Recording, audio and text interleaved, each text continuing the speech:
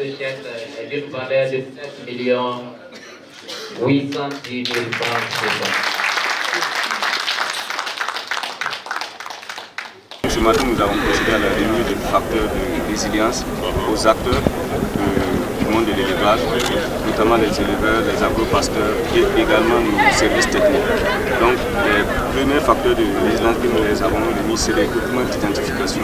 Il faut dire que toute base de l'identification, elle est fondamentale pour avoir un élevage pastoral de type apaisé.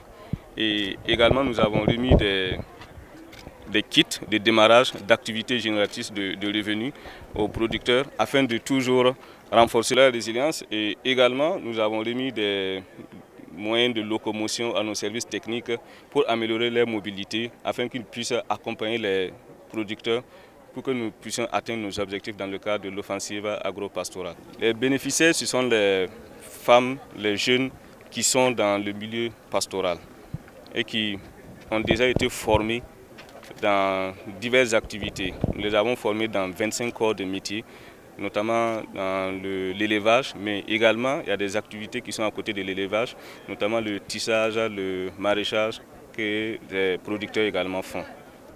Donc pour la gestion de ce matériel, ils seront toujours encadrés par nos équipes qui vont les accompagner afin que nous puissions avoir des résultats. Et bientôt nous allons également évaluer l'utilisation de l'ensemble de ce matériel. Le gouvernement m'envoie donner 500 000 francs à chaque jeune et chaque femme de votre village pour démarrer une activité.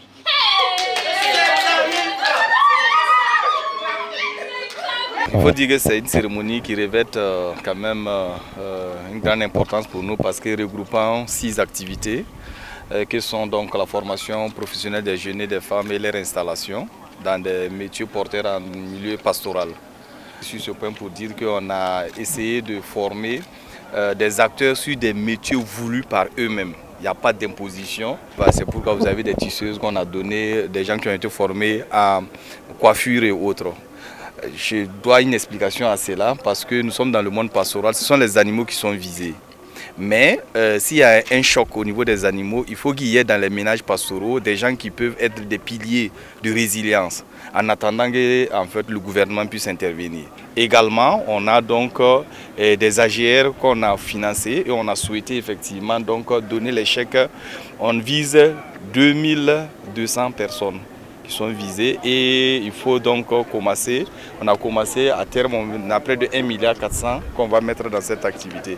Également les sous-projets innovants qui sont plus importants. Ici, c'est entre 5 millions et 15 millions.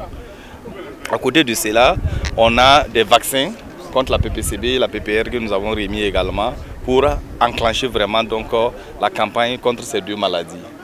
Que ces bénéficiaires puissent prendre au sérieux ce qu'on les a donné, parce que c'est leur autonomisation qu'on cherche à travers ces dotations.